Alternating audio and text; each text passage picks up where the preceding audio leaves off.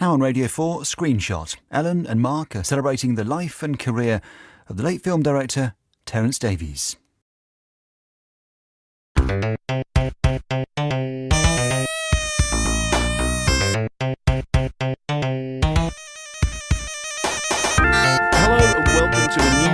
Of Screenshot, Radio 4's guide through the ever-expanding universe of the moving image. I'm Mark Kermode. And I'm Ellen Jones. Since the end of the last series of Screenshot, British cinema lost one of its greatest and most distinctive screen poets, Terence Davies, who died in October at the age of 77. From an astonishing trilogy of early short films to his final feature, 2021's Benediction, Terence Davies seamlessly blended personal recollections with wider essential truths. His subjects ranged from autobiographically inspired portraits of post-war working-class life in Liverpool, in films like Distant Voices, Still Lives and The Long Day Closes, to sweeping literary adaptations like the US set The Neon Bible and the hardscrabble Scottish masterpiece Sunset Song, and intimate portraits of real-life authors, most remarkably the American poet Emily Dickinson, brilliantly played by Cynthia Nixon in A Quiet Passion. Because I could not stop for death, he kindly stopped for me. The carriage held but just ourselves and immortality. Yet despite these achievements and the critical acclaim, despite his evident influence on successful filmmakers like Kenneth Branagh and Sam Mendes, Davies had to fight to get every film made. Following the 2000 release of his adaptation of Edith Wharton's The House of Mirth, featuring a career-best performance by Gillian Anderson, there was an 8-year gap before the arrival of his next film, the sublime documentary of Time and the City, and 3 more before his next dramatic feature, an acclaimed version of Terence Rattigan's stage play The Deep Blue Sea, starring Rachel Weisz and Tom Hiddleston. Now, I never gave myself a big build-up. You knew exactly what you were getting. Yes. I knew the risk I was taking, and I took it! Oh, I hate being tangled up in other people's emotions. I've tried to avoid it all my life, and it always happens to me, always! Mark, when it comes to British cinema, most of us have heard of, the likes of Mike Leigh and Ken Loach and David Lean. But do you think it's true that the name Terence Davies doesn't have quite the same familiarity? Well, I find it astonishing that not everyone knows who Terence Davies is, because his films were so important. But I think it's entirely possible that somebody listening to this show maybe has seen a Terence Davies movie, like Long Day Closes, perhaps on Film 4 or Channel 4, right, and not known it to be a Terence Davies film, or has seen images from his films which are so iconic, the image of the little boy looking over the balcony of the cinema with a projector, and not necessarily thought, the great Terence Davies. As you were saying, the fact that he had to fight so hard to get every movie made meant that there were gaps when other films could have been made, which I think is a source of heartbreak. Yeah, in fact, I think I came of age as a film lover in one of those droughts of Terence Davies' work. So the first time I really became aware of him was 2008's Of Time and the City, which is his self-narrated archive footage documentary about his hometown of Liverpool. Quite an atypical Terence Davies film, I now realise, but that really had a massive impact on me. We love the place we hate, then hate the place we love. We leave the place we love, then spend a lifetime trying to regain it. I loved Of Time in the City. It was my favourite film of that year. I saw it when it premiered, I think, at the Cannes Film Festival. And I remember sitting there and the waves of Terence Davies' voice, because he had this fantastic sort of adopted voice that he used, very sonorous and very funny and cheeky, but also very important. And I laughed and cried my way through it. A little later on, I invited him to come with that film and some of his retrospective work to the Shetland Film Festival, which I used to co-curate. And I stayed in touch with him because he was as entertaining as his films were, and he talked with such passion about cinema that he felt to me like an absolute kindred spirit. So later on in the show, I'm going to be speaking to Jack Lowden, who played the war poet Siegfried Sassoon in Davies' final feature, Benediction, and to film critic and writer Lillian Crawford, who saw something of the sublime in Davies' work. But Ellen, you're up first. Where do we start with you and Terence Davies? Well, like you, I'm fascinated by this mystery of why this incredible filmmaker wasn't perhaps more well-known and more well-watched, and I want to get to the bottom of that. Once I'd seen Of Time in the City, my next step was to go back and watch his other Liverpool films like Distant Voices, Still Lives, The Long Day Closes. And the funny thing that happened was that I felt like I recognised this world that he'd created or that he'd evoked, even though I wasn't born in the 1950s and I wasn't born in Liverpool. It felt familiar in this way. I felt like I knew it from stories my parents had told about their childhoods. Yeah. I don't know if it's like generational memory or something like that. And this year also, just by chance, I've had occasion to visit Liverpool several times. And if you're walking around Liverpool, I think you can't help but think about Terence Davies and the images that he created throughout his working life. So this episode, I wanted to talk to people about what it means for a filmmaker to be so connected to the city of his birth, even though he hadn't lived there for decades. In a moment, you'll hear me talking to actor Tina Malone, perhaps best known for playing Mimi Maguire in Shameless, Mo McGee in the Scouse soap opera Brookside, and for a brilliantly memorable stint on Celebrity Big Brother, which I know that you remember well, Mark. No. But one of Tina's first screen roles came in Terence Davies' second feature, The Long Day Closes, and as she told me, it was the beginning of a long friendship. But first, another son of the Northwest, Frank Cottrell Boyce. Frank is a famed novelist and screenwriter, perhaps best known for writing Danny Boyle's Millions and several collaborations with the director Michael Winterbottom, including 24-Hour Party People. I asked Frank to tell me about a place that doesn't exist anymore, the Liverpool that Terence Davies grew up in. Terence came from the sort of Dockland area of Liverpool. It was incredibly densely populated. I mean, you'd have to go to Naples to see anything like it now. And it was a very strange culture because the women would stay within their very few streets and they'd know each other, they'd have a lot of power, but the men would be at the other end of the world. And there were these huge, huge tenements, which again were like something from, these sort of the Casbah. In fact, one of them was called the Casbah. It wasn't really called that, but everyone called it the Casbah. And on the balconies, you would see parrots and monkeys that had come from all over the sea. People were living in this tiny world, but which had its fingers out into the rest of the world. Wow, yeah. And men were visitors, because a lot of the men were at sea. And if they weren't visitors, lives are very different structured from lives in the rest of the country because dock work was so casual. So you'd go down and hope to get hired, and if you didn't get hired, you might be home half an hour later. If Liverpool did not exist, it would have to be invented. Meerbach. I think growing up in Liverpool, partly because of the Blitz and because its state has changed so radically, you kind of grow up with a sense of nostalgia. And then, of course, I remember going to see Distant Voices in the Odeon on London Road, being absolutely packed. Shipping forecast for today and tonight. Iceland, Bailey, Faroe. I can't begin to describe what that was because it's a wonderful film, but it's also this strange act of kind of citywide necromancy where he kind of recovered something that we all knew was lost. This huge event had taken place here, this Blitz, and this strange kind of exotic world which has completely vanished. He brought it back to life meticulously in that film. The sound of it. Annie, Tony, Maisie, you better get your skates on. The dimensions of it, the colours of it, and made it really beautiful. It's like the weirdest kind of Narnia, that you're walking back into your parents' and your grandparents' past. Morning, Mum. Tony, are those two sisters of yours up yet? But in that cinema, with people who had seen it and shared it. Hi, Mum. Morning, Maisie. Our parents had had this huge experience. They'd been on the front line of a war, a global conflict for a few weeks. And when they talked about it, we were like, oh, be quiet, give over, just move on. And then you saw that film and thought, oh, right, okay. It gave you part of your parents back. Yeah, that's what it did. I get the blues when it's raining. Do you think Liverpool's a particularly good place to come of age as an artist and a filmmaker? Well, I think Terence wouldn't say so. I mean, he kind of ran away. Well, he ran away, but he kept coming back, didn't he, in his films? Yeah, so maybe it's not a good place to grow up as an artist, but might be somewhere that does feed you as an artist because it's very talkative, can be rough and tumble and hard, but it's also incredibly beautiful in the right light, from the right angle. Overwhelmingly beautiful. And I think he's got both those things. He's got the toughness, the hardness, but he also has the beauty of it. And I think a lot of people making films about the kind of lives that Terence Davies made films about they can be kind of anthropological.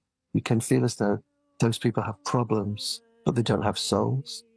And in the Terence Davies films, you really know that everybody has a soul and that their physical circumstances are only part of the story. So I get the blues when it rains. In what ways do you think his work's been influential on your work? I think one way in which Terence's work is influential on anyone's work who's seen it is that you kind of move aside and think, well, that's been done. I can't ever write about that because he's finished it. He's just done it so perfectly. But the other thing is his integrity and his sureness that what he was doing was kind of enough. Between those early films, which were quite lavishly budgeted, the world of film changed completely. And those last few films he made had to find their own way in the world. But he was an artist. He was doing what he wanted to do. He was doing it to the best of his ability. And that was enough. Someday we'll build a home on a hilltop high. One of the things that connects you as artists, I think, is childhood and being able to recreate what the adult world looks like through children's eyes. Where do you think that comes from? Our most vivid experiences are our childhood experiences, aren't they? We think of childhood as being a huge period in our lives, even though it's only like a handful of years. But I think it's intensified. For anyone who came from that end of Liverpool, the social structure of that world, the physical structure of that world, they're literally gone. And that obviously makes it a really intense memory, but also a feeling of an obligation to tell what it was like. The image that I most take from this film is, do you remember this moment when his mum is sitting on the windowsill upstairs, on the outside of the windowsill, washing the windows? Yeah, very strongly, yeah. It's in the middle of such a dangerous world. And she's doing this domestic thing that is every bit as dangerous. You know, I'm just gonna tear up. It's so beautiful. And the kid is just looking up there going, don't fall, Mum. Don't fall, Mum. Don't fall, Mum. Please don't fall. It's just, oh, I've got. I mean, there's no point talking about it. Because it's completely irreducible, so there's no way to describe it. You have to see it, but it's never left me, that image. And when the kids grow up. Did you ever get to meet him? I had the great good fortune to meet him a couple of times, actually. Once, where I interviewed him on stage. We went out for a meal afterwards, and he was so entertaining and so funny. That sort of learnt plummy accent that he's got, it's kind of innately funny. He had this sort of lovely, grandiose manner. He said, my life now is just scatter cushions and crommed them on.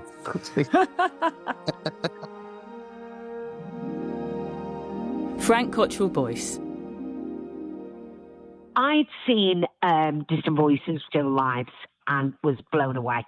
For actor Tina Malone, getting to work with Terence Davies was a dream come true. Like when the first time you see Tarantino or Scorsese or, you know, Ken Loach's Cars when I was young. I'm film mad, by the way, obsessed about film. So Distant Voices was something that very much meant a lot to me, predominantly because I'm a Scouser from Toxteth, and it was a film about Liverpool, and including domestic violence and all those things, but shot so uniquely. His women, his female characters were just incredible. Look what he's bought me. Chanel number 5. I know. Oh, isn't that dead romantic? You being both from Liverpool and a film buff, you must have got on like a house on fire with Terence Davies. Did you hit it off straight away? What happened was we all auditioned at the Adelphi Hotel, which is a very famous hotel in Liverpool. I was a single parent from Toxteth. You know, I was a kind of stereotypical Scouse babe, style of comedy and whatever. I got through that way. I had a child at the age of 17, so there was no drama school for me. And they'd all been to RADA, which, you know, I guess in those days, 30 years ago, I had a little bit of a chip about, you know, I thought I'm Sunday League, their premiership, you know. But when I met him, then I got the call that I'd got the job. He said to me, there was nobody else for me but you. Cook, wash, clean, that's all I do. I never go anywhere. I'm like the bleeding prisoner as Ender. Look at them hands, putrid. Hey, Mum, it's me Dad. Tell him his tea's in the oven and I'll be in a minute. I guess a lot of people would say this. But we got very, very close for a long time, and he made many trips to Liverpool to meet me and my daughter, Danielle, and my mother, and he was very kind. And we spoke on the phone at length, 2:00 in the morning phone calls for 2 hours. As a friend, he was a beautiful, honest, genuine man. Very funny, very naughty. Quite lost at times, I guess. Very sensitive, very loving, very caring. Wanted to be loved. Didn't really want to be admired. Wanted to leave his mark. He loved film like I loved film. Doris Day and Bette Davis and all that, So I took him actually to an area in Scotland Road to a party, which is a kind of dubious area in Liverpool, but great people, the old Irish Catholic. Go in and have a bevy and all that. And I took him to see singing in this nightclub. I thought, my God, Terence is going to die in here. It's rough as a bear's, Well, we ended up there till 4 a.m. We rolled out. We had what's called a lock-in. I don't know whether you have those in London, but we had a lock-in. Oh, yeah, we have those in the East End, don't worry. And he was awfully posh and awfully camp. And oh my God, he was up dancing with me. He had a ball. As a friend, he was all those things and more. I mean, talking about as a professional, as a director, he was so incredible to work with. But he wasn't easy to work with. He was very, very precise. You ain't going to be improvising. I guess to be in charge and creatively, he was a genius. So, it's his film. He's paying everybody. That's the way it is. It's his way or the highway. And, he was quite pedantic about that. So, if he said, if your arms had to be folded a certain way, they had to be folded a certain way. And your arms were folded a certain way in The Long Day Closes. Isn't it bleeding lively, turning his nose up at steak and onions? Tomorrow night it'll be dog food. Sounds rough. See what I've got to put up with. I should never have got married. My character, Edna, he loved her because she was loud, gregarious, very different from his mother, a lot of kids, and, the kind of typical matriarchs, I guess, that lived in those streets, women that had to put the foot down with their husbands because they drink every penny away, women that were strong and in control and funny and caring and hard as nails. Those women existed then and they exist now. I see Edna everywhere. Mum! What? I'm hungry. Oh, eat someone. I'll swing for these kids one of these days. Now, with the song in Long Day Closes, I had to sing a song, I think. It was, I don't know why I love you like I do. I don't know why I just do. I didn't actually know the song, but my mother did and said, gosh, your nan used to sing that to us. And I don't like singing. I ain't got to be cutting CDs like Claire Sweeney and Bradley Walsh. So I wasn't too keen on the singing. I thought, I'll talk him round, but I tell you what, we fought over it and he wasn't having it. He said, you're going to sing it and you're going to cry. And he also didn't believe in tear sticks and stuff like that. But I got that het up over that scene that I automatically cried. Yeah. I don't know why I love you like I do. I don't know why I just do. You never seem to want my romancing. The only time you hold me is when we're dancing. I don't know why I love you like I do. I don't know why I just do. He very much knew what he wanted. And he was going to get it. The wonderful Tina Malone there. You can stream Terence Davies's first 3 short films, Children, Madonna and Child, and Death and Transfiguration. Collectively known as the Terence Davies trilogy. That's right, as well as Distant Voices Still Lives on BFI Player. The Long Day Closes is available to stream on Channel 4, and you can find Of Time in the City wherever you get your movies. Now, Mark, a little bird told me that, like Tina, you also once took Terence Davies out on the town. Is that true? Well, when he was at the Shetland Film Festival, he wanted to go for a drink, so I took him to the bar in Lerwick, which was called The Wheel, and which is not the kind of place you'd expect to see Terence Davies. And I walked in and said, what would you like? Pint of heavy. Terence, what do you want? He said, I'll have a port and lemon. Right. And then Terence was doing that thing about talking in that incredible voice that he had and talking quite loudly. And I thought, he's going to get into trouble. 10 minutes later, everyone was sitting around. He was delighting them with stories and, holding court, basically. He had a real skill in communication. He knew how to played to the audience. And he was just incredibly funny. And again, as Tina said, naughty, scurrilous, you know, just such a pleasure to be in his company. What's the cultural significance of a port and lemon? I don't think I'm quite getting that. I think it's literally that it didn't usually get ordered in De Wheel. Got it. It's kind of like if you can make it in Liverpool, you can make it anywhere. You know, having grown up in that environment, he was adaptable to all these different kinds of places. I loved hearing about the Liverpool that I never knew and that, you know, many people who are Liverpudlians now never knew. It was also interesting, particularly to hear about it kind of beyond the sort of cliche of the Beatles, because that's usually where we go to when we talk about Liverpool. And Terence Davies famously was not particularly keen on the Beatles. He dismissed them in A Time in the City as John, Paul, George and Ringo, not so much a musical phenomenon, more like a firm of provincial solicitors. I should also say that Tina mentions the Adelphi Hotel. She's a very famous hotel. I had my wedding reception in the Adelphi Hotel, so I was in Liverpool at exactly that same time. But the thing that you were saying before about it's impossible to walk around Liverpool without seeing it through Terence Davies's eyes, the reason for that is because his films play like a memory. You watch his films and they become your own memories. So then when you walk through those streets and through those locations, you see them as if you are remembering Terence Davies's memories. I think that's one of the really magical things about his cinema. Anyone who's seen those films almost feels like they grew up in Liverpool. Yeah, and I think it's even more than that. It's like it furnishes you with the missing pieces of your memory. So one thing that I completely agree with Frank Cottrell-Boyce about, and I thank him for saying it so beautifully, is that Terence Davies' films give you part of your parents back, it feels like. So I'm doing this thing at the moment with my mum and dad where I'm sitting down with them and talking about their childhoods, growing up in Newcastle in my dad's case and in the East End in my mum's case. And I feel very much that because I've seen these Terence Davies films, I understand them in a way that I absolutely wouldn't have done if I hadn't seen those films, because they're kind of filling in the images of what England was like in these kind of working class communities, which are not Liverpool, but are comparable. So it really connects me to that past that I wouldn't have had the connection with otherwise. And crucially, they're celebratory. Again, as you were saying in those interviews, although Terence Davies is quite often depicting, you know, hardscrabble lives, people in fairly impoverished circumstances, his films aren't grim.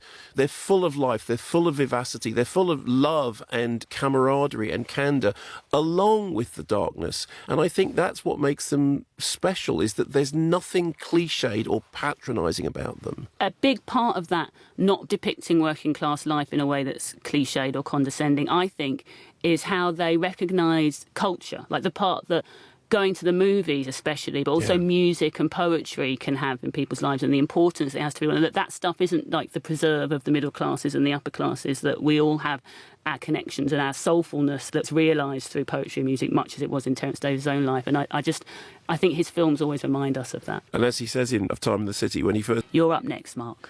Well, while Terence Davies's early films were explicitly autobiographical, as we've discussed, his later features turned to literary adaptations of books like Edith Wharton's House of Mirth, Terence Rattigan's stage play Deep Blue Sea.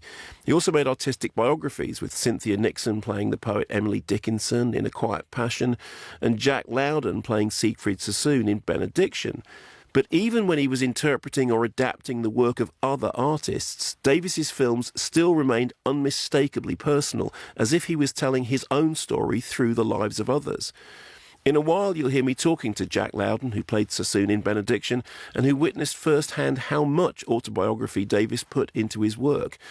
But first, I spoke to film critic and historian Lillian Crawford, who fell in love with Davies's pitch-perfect portrayal of the transformative power of going to the cinema, and who felt a very personal loss at the news of his death. When I heard that he had died, I was incredibly upset. I don't think the death of a filmmaker has ever upset me in the way that it did, and I think it was partly because there is so little work that we have. And it doesn't matter if one's interested in Emily Dickinson or Siegfried Sassoon, there's still this sensibility of empathy, not just of queerness, but just of being human, that I think is so incredibly beautiful within his cinema. Do you think he manages to capture the experience of going to the cinema? Because I think that when I watch his films, he understands what watching films is all about.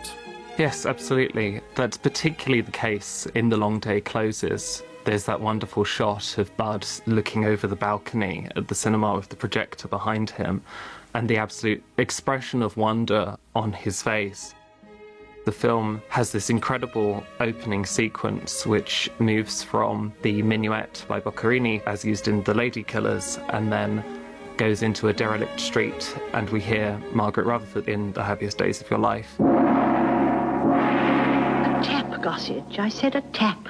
You're not introducing a film. And then one of the first voices we hear is Alec Guinness in The Lady Killers. Mrs. Wilberforce, I understand you have rooms to let. And the young bud saying, Mum, can I go to the pictures? Mum, can I go to the pictures, Mum? It's often compared to collage or a mosaic when describing his use of not just music, but quotations from films. That's how we all memorise films and how films leave an impression on us. We have bits of dialogue, bits of music, and the way that he places them to create this texture in this picture is that it's a sort of half-remembered idea of a film, and yet really captures particularly those formative years when we're children and we're watching the films that define us. One of the things that he's always said is that when he was young, he had an experience of watching these men stripped to the waist building a wall. And he realised that he was gay, although he said he didn't know what that word was then. The phrase that he used when he would describe it to me, he said, "My happiness ended." And I said, "Why?" And he said, "Because I knew that I was gay and that I was never going to be able to reconcile it with the church, and I knew that that period of my life was finished." Caught between canon and the criminal law, I said goodbye to my girlhood. But he then talked about the cinema being refuge. The cinema kind of became the church for him. Do you get a sense of that from watching his movies? Yeah, that moment in the film which he captures of him watching that worker is really powerful because there's a motif throughout his films of people watching from a distance, and that's very similar to how we watch films. It's like watching other people living a life that we're not allowed to live, and I think that he feels that the people on screen are living something, but he's able to live through them. Yeah. And in making his films, he's able to explore that kind of distance that he feels from other human beings. I mean, he said how he sort of tried to be out on the gay scene and he just couldn't do it. That's often framed as a tragedy, and I think there is perhaps a tragic element to it, but what's quite moving to me is that it's not entirely depressing. There's not something depressing about Terence Davies and his, I suppose some people might call it repression, but to me it feels like he's at peace with it, particularly in his later films. He's not feeling particularly sorry for himself. Do you think it's significant that some of his key films centre around women rather than male protagonists? Things like Quiet Passion, things like House of Mirth. These are women's stories, and they still seem to be Terry's stories. I remember first properly noticing this when I was watching The Deep Blue Sea, which is an adaptation of Rattigan's play. The character of Hester, who's played by Rachel Weisz, is very much a sort of double for Terence Davies from Rattigan himself. All of his plays are about sexual repression and being sort of caught in between the devil and the deep blue sea, quite literally, as she's caught between the stability of a relationship with her judge husband, played by Simon Russell Beale, and the more passionate affair that she would have with the young man played by Tom Hiddleston. That sense of inaction, I really realised that he was identifying with a character, be they male or female. Do the right thing. Go back to your husband. Father, I came to you for advice. I've given it to you. For support, then. From your heart. You have a husband. Your first loyalty is to him. What runs throughout his films, because of his own relationship with his father, is that male figures are beyond himself, often quite abusive. So his connection is really with the women in his family, and that also comes from his relationship with cinema. The centres around a gay love story, but actually that's not true of most of his. So where does his work fit in the canon of queer cinema?